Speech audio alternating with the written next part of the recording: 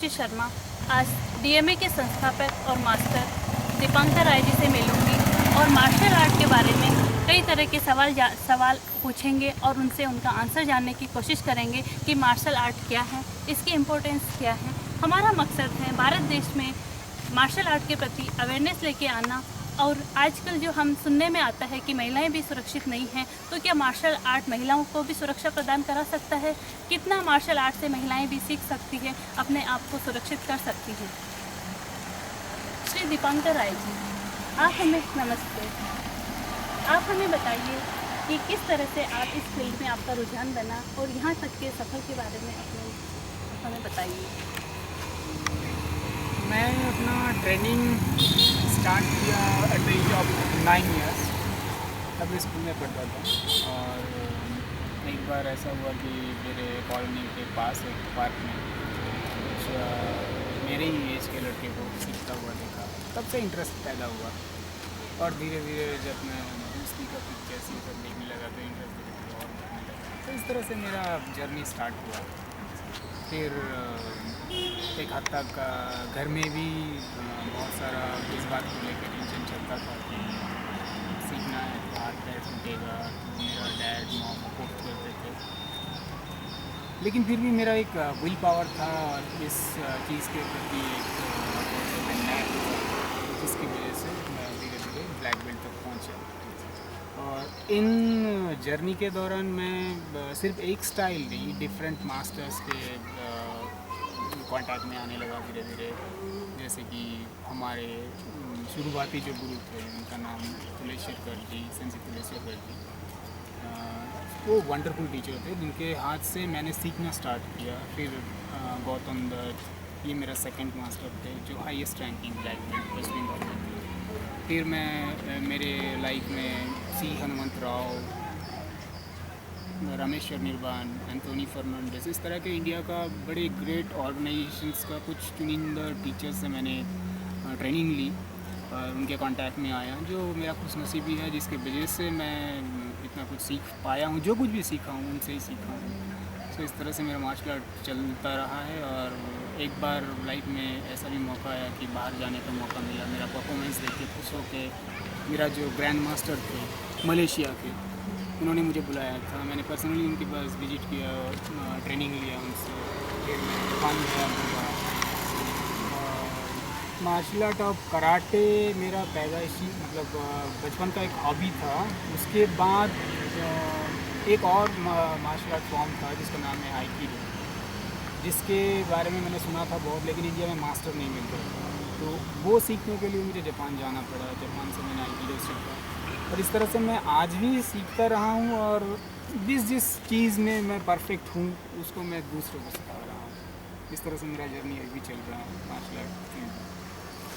हाँ जी, आपने इसमें कहाँ तक, जैसे डन वगैरह हम सुनते हैं, तो आपने इसमें क्या क्या किया है? हाँ, एक्चुअली कराटे या दूसरा मार्शल आर्ट फील्ड में भी डन और क्यू का जो ग्रेडिंग सिलेबस है या ग्रेडिंग्स का जो उन लोगों का सिस्टम्स है वो डिफरेंस है, वो वेरी करता है martial art form to form basis पे। कराटे में मैं फिफ्थ डन ब्लैक बेल्ट अभी तक पहुंचा हूं। फिफ्थ डन में फिफ्थ डन ब्लैक होल्डर हूं। और आइकिडो में fourth done black belt holder हूं। और जिजुत्सु में मैं third done black belt holder हूं। क्राव मागा जो इजरायली एक मिलिट्री आर्ट है जिसमें मैं फर्स्ट डिग्री ब्लैक बेल्ट हूँ। हम तो सिर्फ कराटे ही सुनते आए हैं अभी तक। अभी आपसे जान के पता चल रहा है कि मार्शल आर्ट की भी इतनी सारी फॉर्म्स होती है, जैसे आइकिडो, जुजुत्सु। फर्स्ट टाइम हमने इस तरह से हम सुन रहे हैं। तो क्या आप हमें बताएंगे ये सारी, इनमें क्या अंतर है और ये कहाँ से आई है? हाँ, ये ज़रूर बताना चाहूँगा कि इंडिया में एक बहुत ही कॉमन थिंकिंग है लोगों के अंदर। हाँ कि मार्शल आर्ट इंडिया में तैयार हुआ और उसके बाद बाहर गया। बहुत सारे लोग ऐसे मानते हैं, लेकिन इसके ऊपर कुछ बेसिस या फिर कुछ जो प्रूफ्स होता है, एविडेंस होता है, वो सब चीज़ नहीं है। मार्शल आर्ट के ऊपर फ़िलहाल तो बहुत सारा रिसर्च हो चुका है। हाँ और उस बेसिस पे मैं आपको बताना चाहूँगा कि may be it can be possible कि इंडिया में मार्शल आर्ट का जन्म हुआ होगा, क्योंकि ये बौद्धिस्ट लोग पहले उनका क्रिएटर थे, उसके बाद इंडिया से बाहर गए थे। उस हिसाब से मैं और एक बात बताना चाहूँगा कि ये बहुत ही वेल नोन एक थॉट है कि इंडिया का साउथ इंडियन एक मॉन्क थे जिनका नाम बोधि धर्मा, बहुत ही फेमस मॉन्क थे। वो चाइना में मार्शल आर्ट को लेके जाके वहाँ पे आज का जो हम कुंग फू मार्शल आर्ट फॉर्म के बारे में सुनते हैं वो तैयार किया था बोधि धर्मा ने। लेकिन इसके ऊपर भी बहुत सारा रिसर्च हुआ। उस रिसर्च के बेसिस पे मैं बोल सकता हूँ कि कुंग फू एक्चुअली बोधि धर्मा ने तैयार नहीं किया था, बल्कि तुमको बहुत पहले चाइनीज़ कुछ इन्वेंटर द्वारा ही ये तैयार हुआ। और इस तरीके का और भी बहुत सारा मार्शल आर्ट फॉर्म है। एक्चुअली मैं शुरुआत से अगर बोलूँ तो मार्शल आर्ट ये वर्ड एक जापानीज़ वर्ड है जो मिलिट्री वर्ड से मतलब रिलेट होता है। इसका मेन मीनिंग है the way of military art, martial art का फुल मीनिंग। तो ये different kind of self defence जो टेक्निक्स है उसको हम मार्शल आर्ट फॉर्म बोलते हैं। जैसे कि karate, it's a type of martial art form, मतलब आत्मरक्षा की एक कला है, ये एक डिवीजन है। उस तरह का आइकिडो एक जापानीज़ मार्शल आर्ट फॉर्म है। फिर आपका जिजुत्सु जो बहुत ही पुराना सामुराई आर्ट है। फिर आईआईडो बोल के एक मार्शल आर्ट्स है। फिर जूडो जो इन्वेंट हुआ बाद में जिजुत्सु से वो आया है।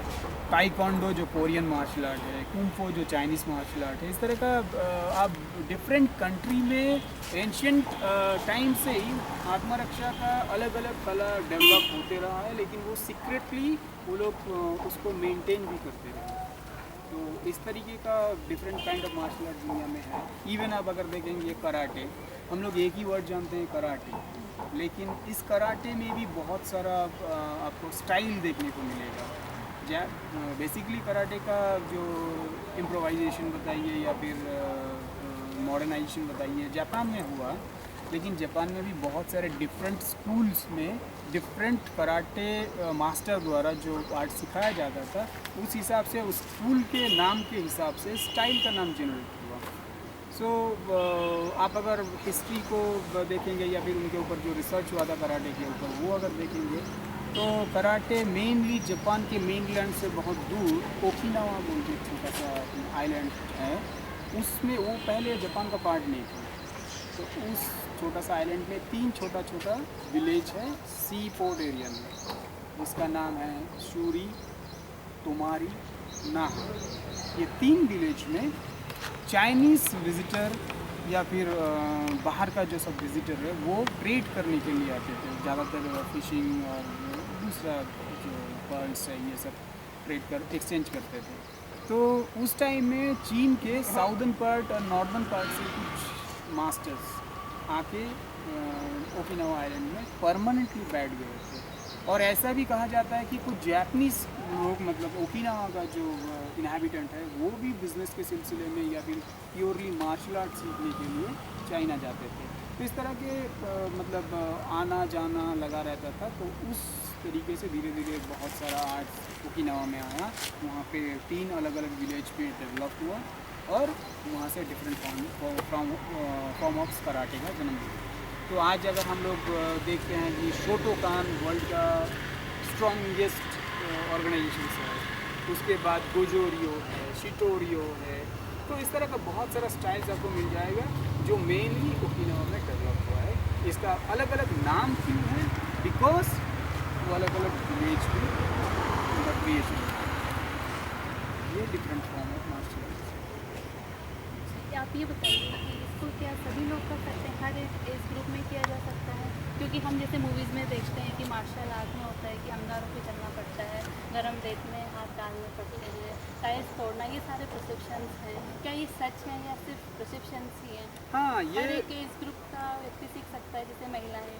तो इस बारे में भी आपसे थोड़ा जानना चाहूँगी। हाँ, मैं ये बताना चाहूँगा कि इंडिया में मेरे ट्रेनिंग के दौरान मैंने बहुत स्कूल्स में गए, मतलब बहुत सारे स्कूल्स में ट्रेनिंग के लिए गया था।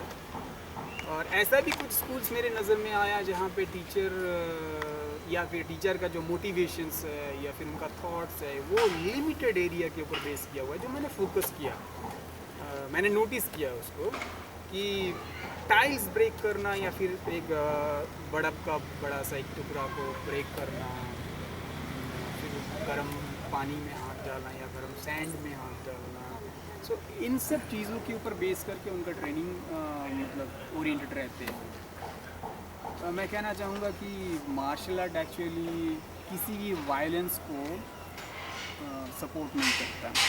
इवन मुझे एक चीज़ याद आ रहा है कि मार्शल आर्ट का लेजेंडरी टीचर जिनका नाम गिचिन फुनाकोशी, जिन्होंने शोटोकान स्टाइल को तैयार किया, उन्होंने बताया था कि there is no fast attack in karate.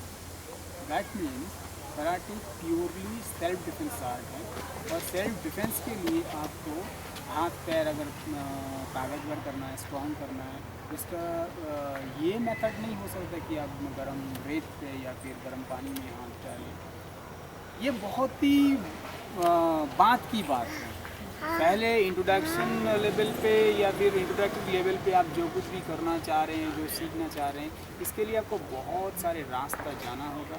उसके बाद एक स्टेज जहाँ पे आएगा जब आपको लगेगा कि हाँ आपका हाथ और पैर थ्रू आउट आपका long training session, regular training session के दौरान मजबूत हो चुका है, तो ऑटोमेटिकली हमारे पास जो एक्सरसाइज होता है, ट्रेडिशनल टाइप का जो एक्सरसाइज होता है, या फिर कराटे इटसेल्फ इस तरह का कुछ टेक्निक्स है बेस किया हुआ जो आपका बॉडी का फ्लेक्सिबिलिटी बढ़ाता है, आपका कंसंट्रेशन ऑफ माइंड को इंक्रीज़ करता है, आपका गोल ऑफ लाइफ को इंक्रीज़ करता है, आपका कैरेक्टर को बिल्डअप करता है। तो इन सारी चीज़ों को जब आप एक साथ में कराटे के अंदर ट्रेनिंग के दौरान आप पाते हैं, तो धीरे धीरे आपका कॉन्फिडेंस एक बूस्टअप होता है, बिल्डअप होता है, और हाथ पैर ऑटोमेटिकली ताकतवर हो जाता है। और मुझे नहीं लगता है कि सेल्फ डिफेंस या फिर रोड साइड में खुद के डिफेंस के लिए आपका हाथ और पैर लोहे की तरह ताकतवर होना चाहिए, ऐसी कोई चीज़ नहीं है।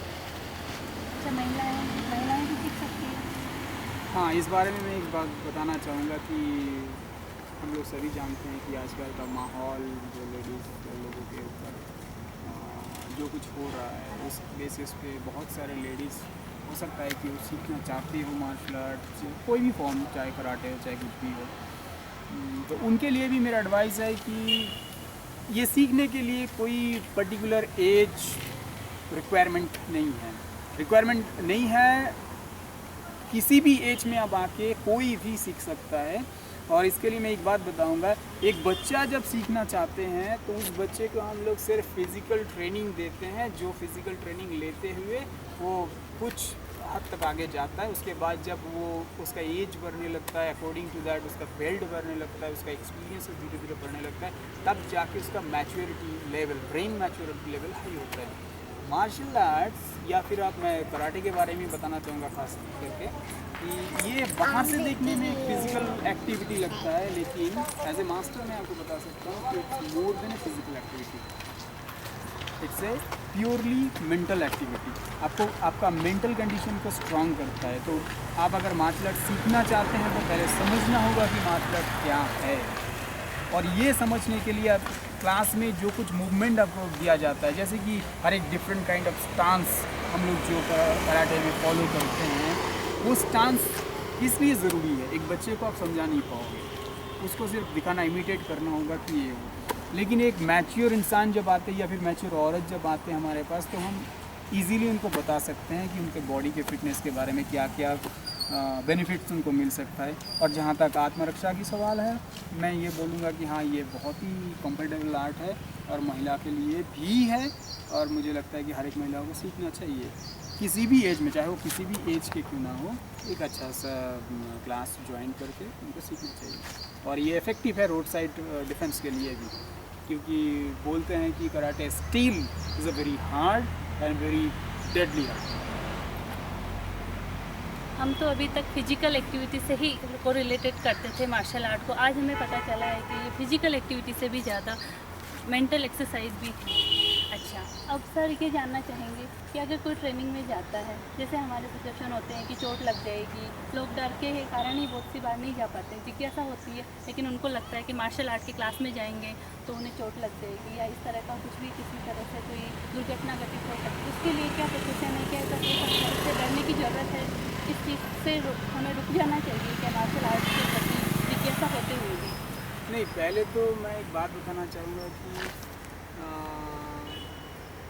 rather than other arts like dancing or singing or any other art form, martial art ये ओरिएंटेड है सेल्फ डिफेंस, बॉडी के मतलब प्रोटेक्शंस के जो टेक्निक्स है उसके ऊपर बेस किया हुआ है। तो हो सकता है कि कभी कभार आपके ट्रेनिंग के दौरान अगर आप फुल्ली फोकस्ड ना हो तो गिर सकते हैं, चोट लग सकते हैं, लेकिन ऐसी बात नहीं है कि कंपलसरीली आपको चोट लगेगा। वो फेयर लेके मन में वो डर लेके अगर आप ट्रेनिंग पे आओगे तो आप आगे नहीं जा पाओगे। मैं एक छोटा सा बात कहना चाहूँगा कि स्कूल में जब पढ़ाई के लिए बच्चे लोग जाते हैं तो बच्चे लोगों को जब टास्क दिया जाता है तो अपने अपने हिसाब से कराटे क्लासेस में क्या होता है कि सारे बच्चे और बड़े एल्डर्स जो लोग आते हैं सबको एक ही ग्रुप में खड़ा करके ट्रेनिंग दिया जाता है। तो अभी क्या होता है, सीनियर और जूनियर का जो कॉम्बिनेशंस है एक क्लास में, जो जूनियर बच्चे आते हैं फिर या फिर वाइट बेल्ट कोई मतलब न्यू कमर कोई आते हैं सीखने के लिए, उनको भी फॉलो करना पड़ता है वही चीज़ जो सीनियर को हम लोग दे रहे हैं। तो क्या होता है कि पहले बार वो बहुत हार्ड लगता है उनको, उसके बाद धीरे धीरे उनको आदत पड़ जाता है कुछ डिफ़िकल्ट चीज़ भी इमिटेट करके करने को। तो इस तरह से उनका जो फोकस होता है वो अच्छा होता है।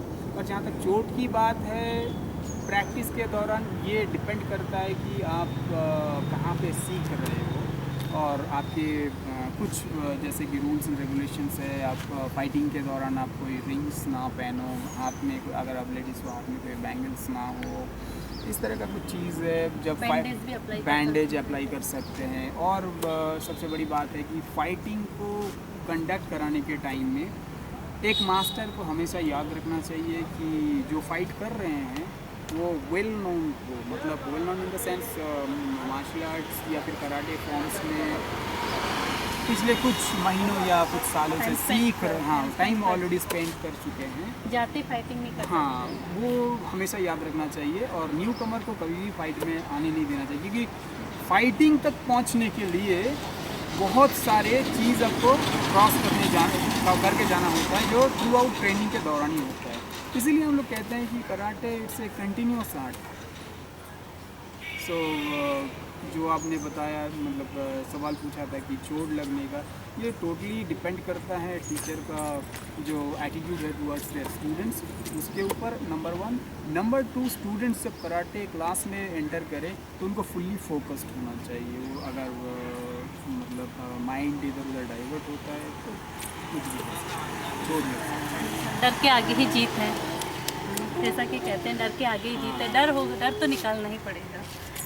तो सर मैं ये जानना चाह रही थी कि जैसे किसी को बहुत ज़्यादा इंटरेस्ट है मार्शल आर्ट आना में, क्लास अटेंड करना चाहता है, सीखना चाहता है, तो उसको जानने के लिए जैसे वो बाहर निकलता है तो वैसे बहुत सारे टीचर्स अवेलेबल हैं, मास्टर्स हैं, लेकिन क्योंकि इस सब्जेक्ट के बारे में जागरूकता नहीं होने के कारण वो कहाँ जाएं, कौन से मास्टर का चुनाव करते वक्त क्लासेस कहाँ से अटेंड करें और किस टाइप का स्टार्टिंग कहाँ से करें, जैसे कराते हैं जुडो या किस तरह के मास्टर के पास जाएं। इस तरह के चुनाव में भी आप हमें कुछ बताएंगे कि हमें क्या करना चाहिए? पहली बात तो ये है कि इंडिया में जिस तरह का मार्शल आर्ट फील्ड के लिए अवेयरनेस आना चाहिए या क्रिएट होना चाहिए, वो मुझे लगता है कि अभी तक उस तरह नहीं हुआ है।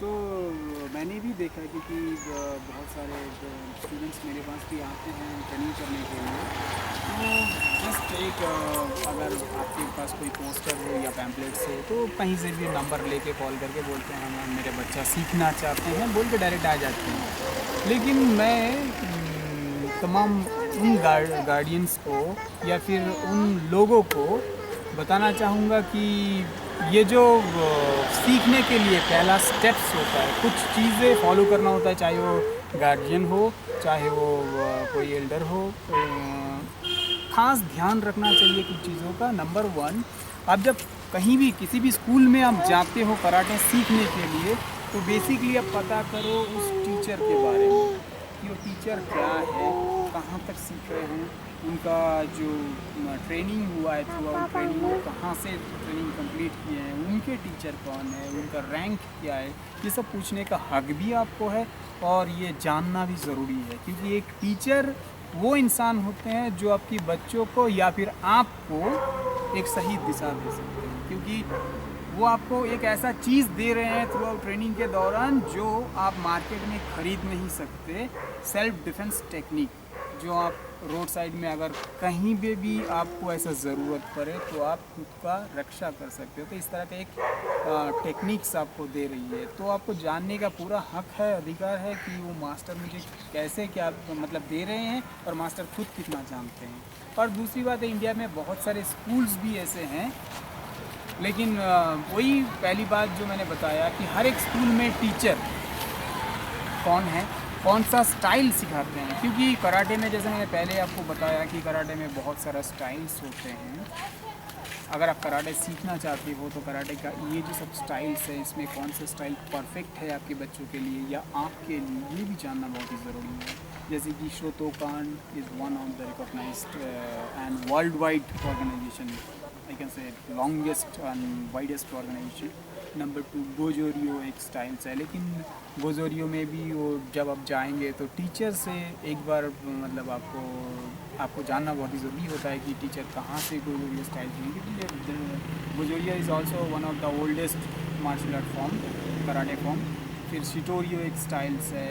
तो ये सब रिकॉग्नाइज स्टाइल है, लेकिन क्या होता है कि इंडिया में एक ट्रेंड है कि अलग अलग से ऑर्गेनाइजेशंस हो चुके हैं, आ चुके हैं, जिनका कहीं से भी बाहर की दुनिया, आई कैन से जापान या फिर जहाँ पे हेडक्वार्टर है, वहाँ से कोई कनेक्शन नहीं। ये लोग अपने आप में एक वर्ल्ड है, इंडिया में वर्ल्ड बना के बैठे हुए हैं और खुद करवा रहे हैं। तो इस तरह का ऑर्गेनाइजेशन से खुद को दूर रखिए। ऑर्गेनाइजेशन वही सही है जो जहाँ से इनका जन्म हुआ, जैसे कि जापान। अभी भी कुछ तरह का ऑर्गेनाइजेशन है जो यूएस में है, UK में। आपको मतलब रिसर्च करना होगा ज्वाइन करने से पहले कि इसका ऑर्गेनाइजेशन कहाँ पे है, मास्टर्स का नाम क्या है, ये सब जानना बहुत ज़रूरी है। फिर जब आपको तसल्ली हो जाएगी जहाँ ये पर्टिकुलर फॉर्म है। और आजकल तो बहुत सारे ऐसे भी मतलब इलेक्ट्रॉनिक मीडियास है जहाँ पे आप तुरंत सर्च करके बता सकते हैं कि आपको बहुत कौन सा कराटे के बारे में जानना चाहते हैं। तो ये जानना माँ बाप के लिए भी ज़रूरी है और कोई अगर एल्डर्स चाहते हैं उनके लिए भी ज़रूरी है। हाँ जी, मास्टर के चुनाव में भी हमें जागरूक होने की ज़रूरत हाँ। है। कहने का सारांश ये है कि हमें मार्शल आर्ट के प्रति हर तरह से अपनी जागरूकता दिखानी चाहिए। अच्छा, बहुत बहुत शुक्रिया श्री दीपंकर आए जी। तो आप दर्शकों को क्या संदेश देना चाहेंगे? मैं संदेश क्या दूँ, मैं यही बताना चाहूँगा कि